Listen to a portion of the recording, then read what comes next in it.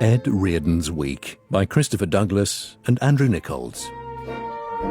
Episode 1, The Writer in the Van.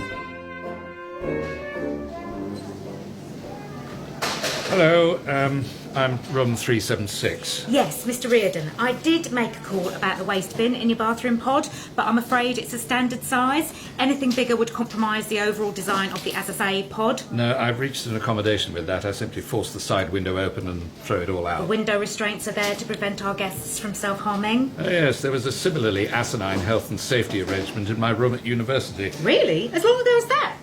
No offence. I was a mature student. I was only sent down a few months ago, as a matter of fact. Anyway, that's not what I'm here to discuss. I was working on my novel, and... Yes? How's it going? Well, it's all right, but it wasn't helped by a message appearing on my television saying, "Great news, Mr. Ed, your room rate is now £95 per night." Yes, that's right. But it was £32.50 yesterday, and I'm hoping to continue on that rate, at least until... Well, since you've expressed an interest in my book, until Inspector Masterson discovers the return half of the ferry ticket, which tells him... Well, I won't spoil it for you. But the mystery for me is why the cost of the room is going up by 300%. It just does? Forgive me, but that's not much of an explanation. Unless this is some sort of festering ill feeling after my cat was found staying with me in 376 and I'm now being hit by a single-room supplement after I was obliged to put Elgar in a cattery. Oh no, we chose not to penalise you as a one-off gesture of goodwill. Thank you. No problem at all. Was there anything else? Well, yeah, there was, and there is. Why has the price gone up? It just does. But there must be a reason. That's like saying the sun rises and sets because it just does. As it says on our Big Fat Welcome page, our great rates are subject to fluctuation. This is absolutely ludicrous. It's exactly the kind of freebooting capitalism that's brought the economy to its knees. If that's what you think, don't waste it on me. Put it in a tweet like everyone else. I do not, Hayley, tweet. And when I rant, I do so out loud, face to face, and if necessary, with name and address supplied.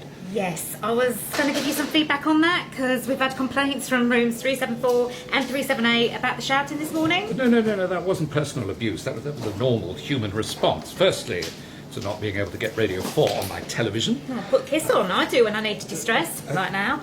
And then, when I finally cracked the enigma machine that is the remote control and located Radio 4, responding, again justifiably, to the asinine content therein. Well, you might want to think about muffling your response with one of the sumptuous scatter cushions we provide for our guests. I don't think that's necessary. Anyone who knows me well will tell you I've been quite restrained recently, and partly, I think, natural mellowing of age, but chiefly due to the axing of midweek. If you were thinking of activating your personal checkout, I'd have to ask you to return those to the bowl. No, I'll pay the extra. That means I can keep the sweets, does it? Certainly can. And if you wouldn't mind filling in this short survey, rating your help desk experience and popping it into the box next to the tart and teddy? No, I won't be doing that. I'm busy. I'm a writer, not a survey filler and box popper inner. I'm afraid that'll mean losing another star from your TripAdvisor guest rating. Are you happy with that? I would describe myself as either delirious or very delirious. Has to be one or the other? Hello, Pink. Here we are. First 3 chapters. Now, I thought what we could do is leak these to selected publishers in unmarked brown envelopes. Just a minute, Ed. Has she been chopped up yet? Has who been chopped up yet? The girl. Which girl? The girl who gets drunk all the time, goes to bed with, everyone, and then gets chopped up. The girl in the title, Ed. There isn't one. The title's Oh, Sea-Starved Hungry Sea. It's from a poem by Yeats. You've done 3 chapters and there isn't a girl in it yet. Well, there's the barmaid at the Feathers, who's quizzed by Inspector Masterson when he's on the trail of the gang forging the 10-shilling notes. So does she get cut up? No, she just serves him with a half a chandy, because he's battling a drink problem. And she isn't. Did you not listen to anything I said about griplit? Point 1, there has to be girl in the title and girl on the cover, standing by some trees with no leaves on. Well, that's if I'm going to have any chance of starting a bidding war. I'd rather hope the quality of the writing would speak for itself. Girl. Oh, sit down. Right. No, not there. Why not? That's my hookah chair. You'll start falling asleep and being happy and singing folk songs when actually what I need from you is violence and blood on the snow, full-on massage. I see. Sodge lit. Yeah, write that down. Pin it over your desk. I think you mean my plastic moulded work pod. Yeah, wherever. Pin it over that in big letters. Sarge lit. Now, go away and watch some box sets. Ping, have you ever thought it's the slightest bit anomalous that so-called hygge comes from the same place as the so-called Scandinoir thrillers, where girls are routinely kidnapped and cut up. No, and don't use words like anomalous. Why not? I know what it means. So metropolitan pre-Brexit bubble. And change the title. How about Chopped Up Girl? Yeah, now you're just being silly. You don't want to give the plot away before she's even started walking home from school. Monday.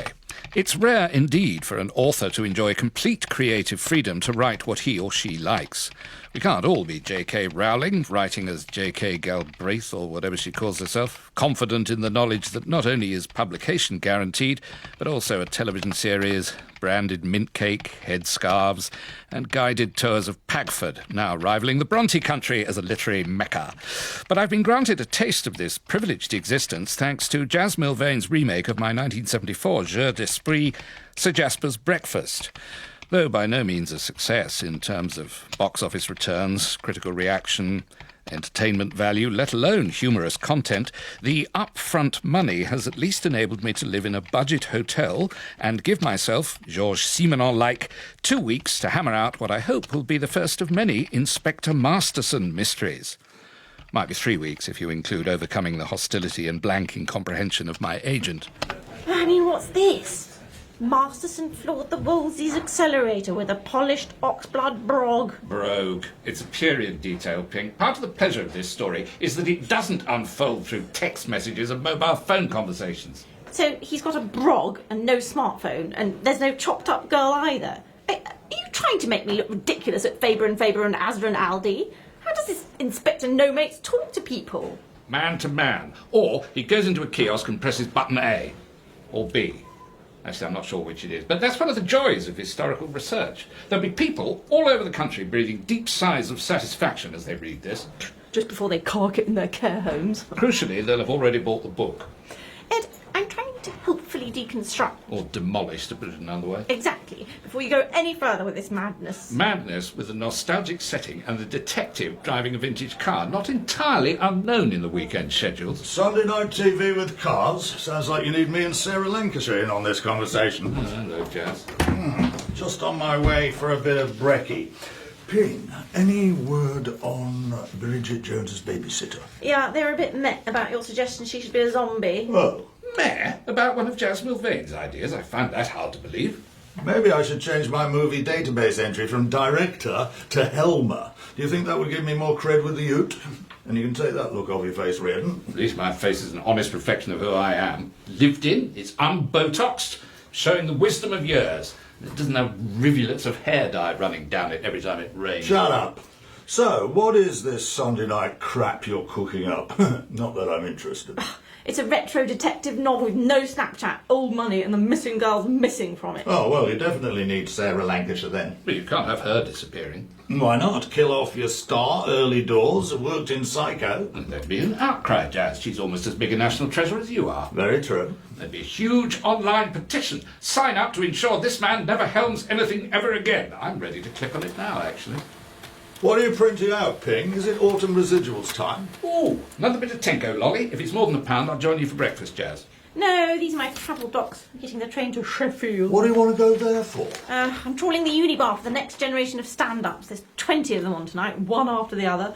Then there's another lot just as spotty in a cellar in Stoke-on-Trent. But when are you coming back? We haven't got a strategy for selling my novel yet. Next week, unless I get norovirus from the Pottery's coolest comedy kiln. Ping, why bother going to Scotland when you've got a couple of hot young guns right in front of you? No, don't worry. I'm not going to leave you to look after yourselves. That's a You're relief. in trouble, then. Maggie, would you like to pop in now, hon? Intercom. Be a dog under each arm next. Maggie, this is Jaz and Ed. Ed's the one with the lived-in face. I'm looking forward to working with you. There you are, Jaz. When was the last time someone who wasn't a dolphin said that to you? Now then, I hope you both like homemade jam. I sell these online. Thank you, but we were about to go off to breakfast. Not a digital one, a real one. I'll have his jam then. Thank you, Maggie. Very kind of you. Ah, apricot. That's good. I can touch up Jaz's fake tan. Oh, I sell bronzer too. I'll bring some in next time. Oh, I can see you three are so going to get on. Right, Ping's off to north. Bye-bye, bye-bye, ta-ta. Oh, nearly forgot. Hand sanitizer. I'm in shock. Total shock. Palmed off to the assistant.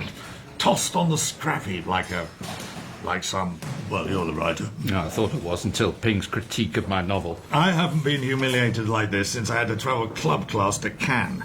Ken Loach, up front, waving at me from behind his bloody curtain. Well, I think we should give the new girl a chance. Girl, she's practically your age. It's all right for you. Being downgraded must happen to you all the time. If Maggie gets me a job, I don't care how old she is, things being what they are.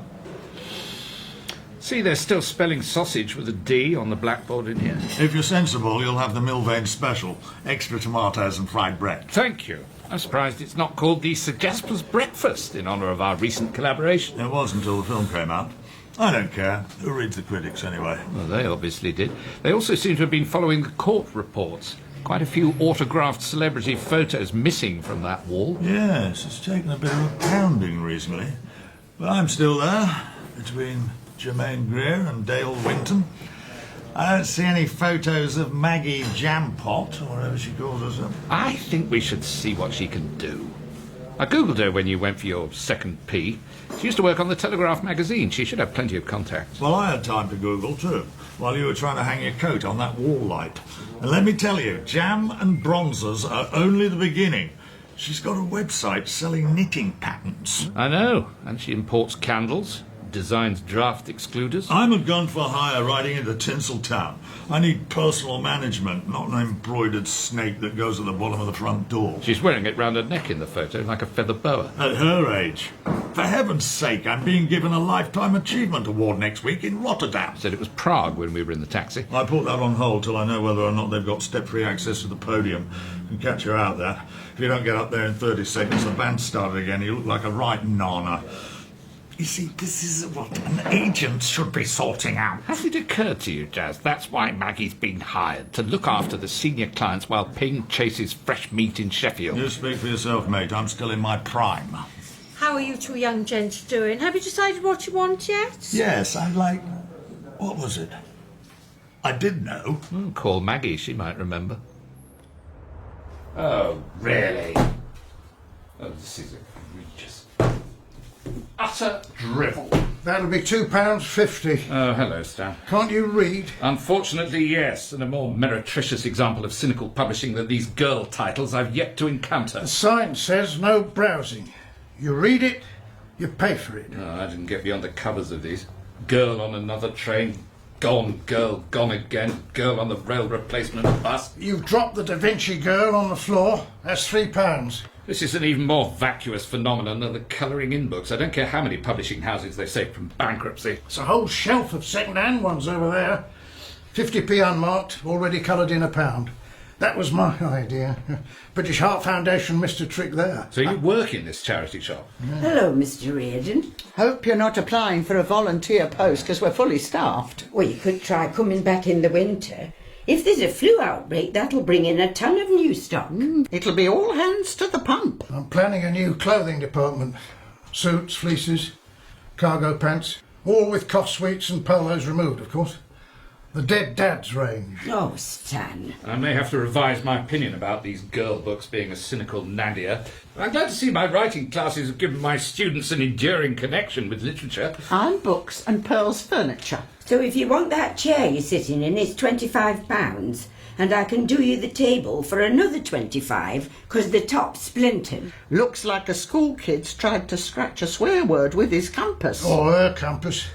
School girls are just as bad these days. Some of the things I've heard at the bus stop at 3:30. And they're huge as well. I know, enormous. It's all that junk food. No, I can tell you what that damage to the table is. You're right about the swear word, but the splintering was caused by my fist after the non-appearance of my Juliet Bravo fee, which meant no food for the bank holiday weekend, junk or otherwise. Is that leather poof yours as well? Because someone's kicked the stuffing out of it. That was my cat Elgar in a more recent hunger-related incident. In fact, as I look around, I can see quite a bit of furniture taken from my flat. My flat. Well, yes, if we're splitting hairs, your flat, cruelly repossessed. As I say, my flat again, now. So I wasn't having your pockmarked rubbish clashing with my chrome and mirror glass. You can buy it all back if you like. Very kind of you, Olive, but unfortunately I have neither the living space nor, it looks increasingly likely, the means to resume my former bohemian lifestyle. Oh, get the violins out. There's a Yehudi Menuhin and Stefan Grappelli tape came in this morning. Stick it in that VHS machine. So, if you'll kindly leave me to continue my research into, what is this one? Remaindered Girl. But I wouldn't mind buying my old waste bin back from you. £4.50, empty. The ones provided by hotels are so possibly minute these days. Well, $4.50, you say. So, to be absolutely honest with you, Maggie, I'm looking for a new challenge. I'm very pleased to hear it, Ed. The kind of writing that Would you just put your foot on the desk for a moment? Of course, yes. Like this. Sandal off, if you wouldn't mind. Oh. There. Lovely. Is this some sort of new identity check? It used to be confirming your national insurance number. I'm knitting these for one of my sons. His feet are about your size. You see, after Ping's critique of my novel, I found myself in need of a new project. Other foot as well, please. I should warn you, it's half a size larger. Challenges all round today, then. Yeah, that should do. I'm rather keen on this wool. Yes, it's a sort of Aztec pattern. It's a dress rehearsal for the Skipton Knitting Festival. If I can sell these, it means I can give up the draft excluders. Yes, I can see that. But what I'm saying, Maggie, sometimes you lose your route map of where you want to be. That's why I came back to work. Another arrow to go in the quiver. That's the gig economy, isn't it? Do you knit your own quivers as well? There's a thought. Nottingham Central Market. So what sort of writing do you want to do, Ed? Ideally the kind that earns money. I'll tell you what I wouldn't mind a crack at. Some of those very long pieces you see in the weekend newspapers and literary magazines. Wind power, the decline of the Labour Party, that sort of thing. The continuing relevance of Greek tragedy, or, I don't know, bees. But the distinguishing characteristic of these articles is that they're not short. Though they could be quite dull. Yes, in the wrong hands. I did quite a bit of travelling when I was younger. That could be one of them. The more mature Ed Reardon, revisiting the haunts of his youth. Where were you thinking of? Well, my trips to Eastern Europe, for example, with the British Council before the Iron Curtain went up, or came down, I'm not sure which is correct. So that would have been before the Holiday 87 book? Oh, goodness, yes, you have been doing your homework. I took that on because, rather like now, I was in need of one of your gigs. But I think I caught Frank and Nestor Boff's persiflage pretty well. Or was that a port in Belgium where they went on the car ferry? Whichever, it was a very successful book. We put it in the Telegraph's top 10 travel reads that year. The other 9 were all about Beaujolais. I don't think I did one of those. I did the Beaujolais run, though. I had my driving licence then, which I'm pleased to say I've just got back. Or driver's licence, as we're obliged to call it, now that it's just a nasty bit of pink plastic. That was my next question. Well, it used to be a proper cloth-bound imperial red 8-page booklet, large enough to list your endorsements while fitting snugly into the top pocket of your sports jacket. No, I mean, you're allowed to drive. Indeed, but no car, unfortunately. That shouldn't be a problem. Have a look at this. What's this? More knitting patterns? No. Your Motorhome, Midlands edition.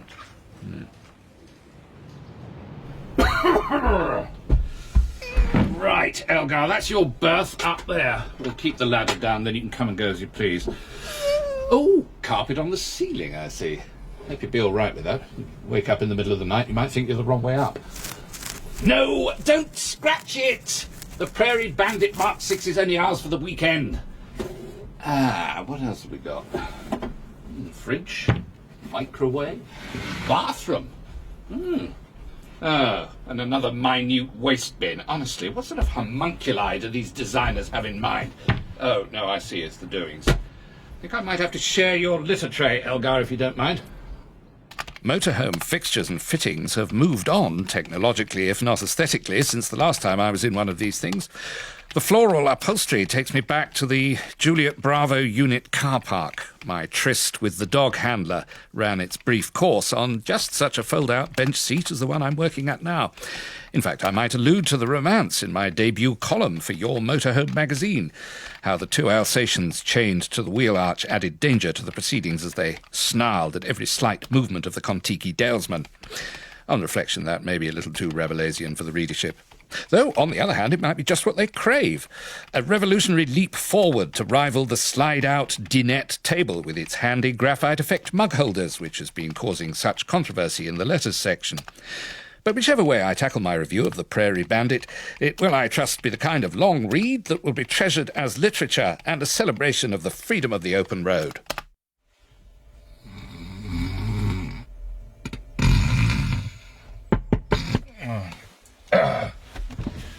Yes. This your recreational vehicle, sir? Alas, officer, the Prairie Bandit is mine only for the weekend. I'm writing about it for your Motorhome Magazine. Just a yes or no would have done. How long have you been in this lay-by? How long do you plan to be? Well, for that you would have to question my muse. She's an unpredictable mistress. Because I heard snoring, which suggests you were thinking of spending the night. I might do, I suppose. Is that problematic? Well, it's illegal, so yes. Wild camping is forbidden throughout the UK. Except for Scotland. They get their own way, as usual. There's nothing wild about it, I assure you. I mean, there may have been once. You're probably too young to have been a fan of Juliet Bravo. But... No, that's what inspired my dream to join the force. And my journey's led me here. So I'm going to have to ask you to continue yours and vacate this lay-by. Right, so I'll be on my way. Unless you're tired. Well, as you pointed out, I was snoring. In that case, sir, you're perfectly at liberty to remain. Thank you very much. Good night. For heaven's sake. Yes? Unless, of course, you've had a drink. In which case you're still in charge of the vehicle, and I'd have to breathalyse you. Unless... yes? You've entrusted your ignition key to your mistress. Yes, I have. Yes. Very sensible. That's what me and the wife do. When we go to Hailing Island, it's 200 miles, but if you divide it up, you hardly notice. Always make sure she does the last leg, then I can have a drink. Well, there we are, then. Tell you what, mate, you could have saved yourself a lot of trouble by using the campsite down the road. Very nice view of the Vale of Beaver. 26 quid all in, and you both could have had a nice little drop of vino. Well, obviously I did think of that, but to be honest, the fee I'm expecting from your motorhome would hardly cover the cost of 3 nights camping. Have you thought of working tax credits? We do that as well, bit of a labyrinthine system, but worth it. Because if you add up my salary and my wife's, you might not believe this, but it only comes... Look, I'm wide awake now. I haven't had a drink, and I'm on my way. Good night.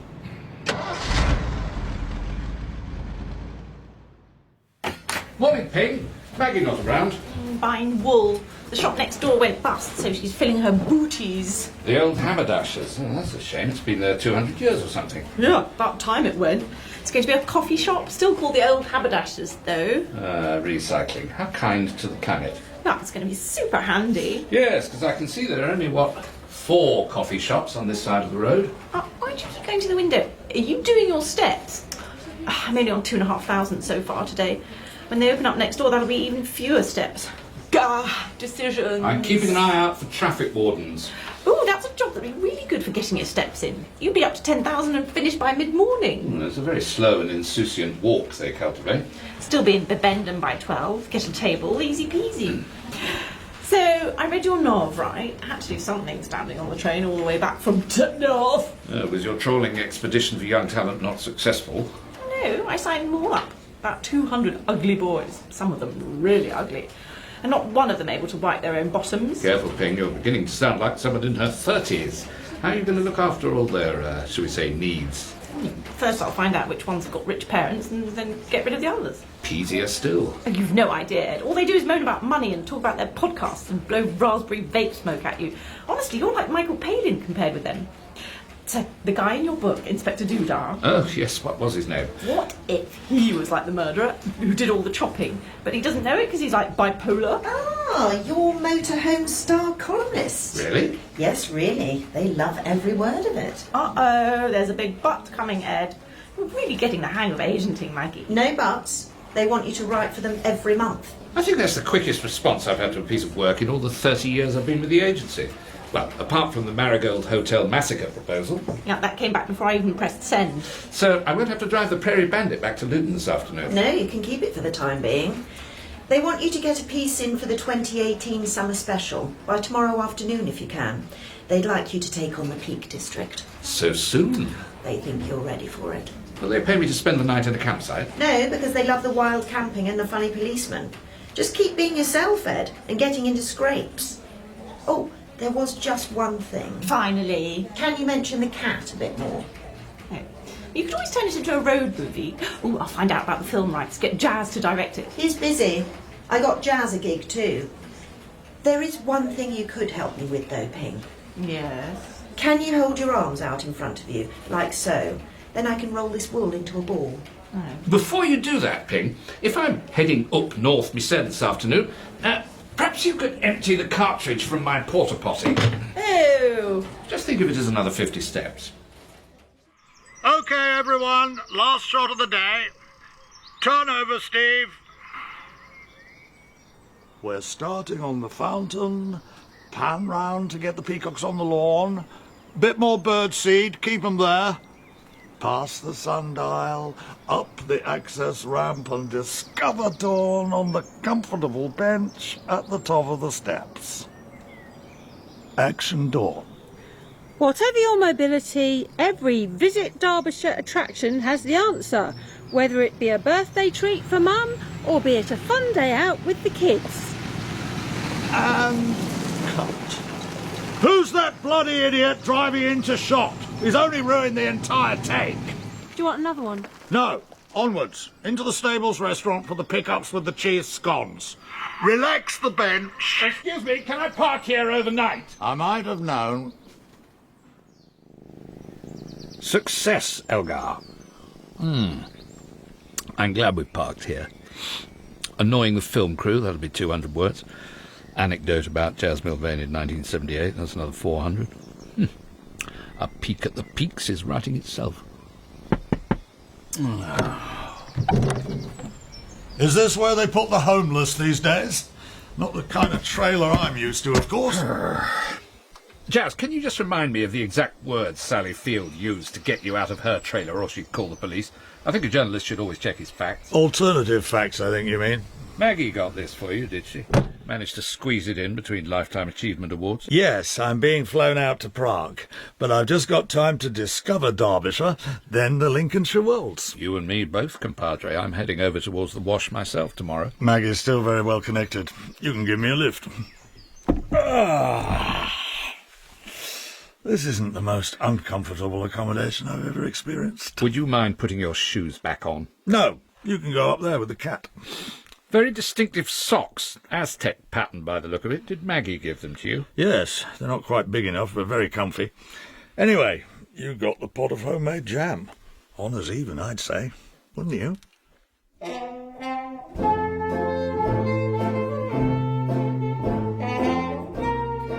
Ed, Reardon's Week starred Christopher Douglas, Stephanie Cole, Monica Dolan, Bridget Forsyth, Philip Jackson, Barunka O'Shaughnessy, Nicholas Sanderson, Dan Tetzel and Geoffrey Whitehead.